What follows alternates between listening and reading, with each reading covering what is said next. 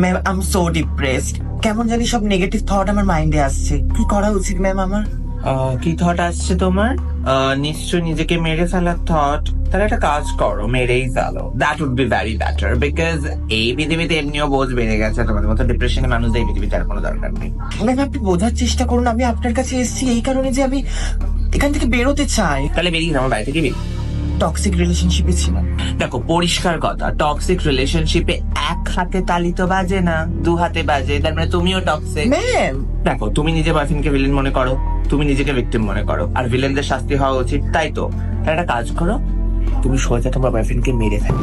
Ma'am ভালো হবে এটা, বোঝার চেষ্টা করো। আমার কাছে গান আছে, ঠিক আছে, কোনো চিন্তা নেই। তুমি যদি ছুরি চাও, ছুরিও আছে, যা দিয়ে মারার চেষ্টা করো তুমি, আছে আমার কাছে। তুমি জাস্ট মেরে ফেলো।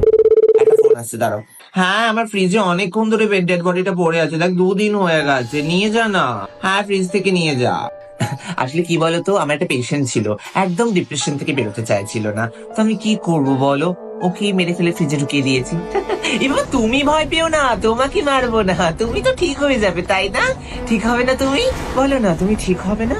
হবে না তুমি ঠিক? আমি ঠিক হয়ে গেছি ম্যাম, আমি ঠিক হয়ে গেছি। ঠিক হয়ে গেছো? ভালো। এই আমার ফোন পেতে দিয়ে দিও মাইনেটা।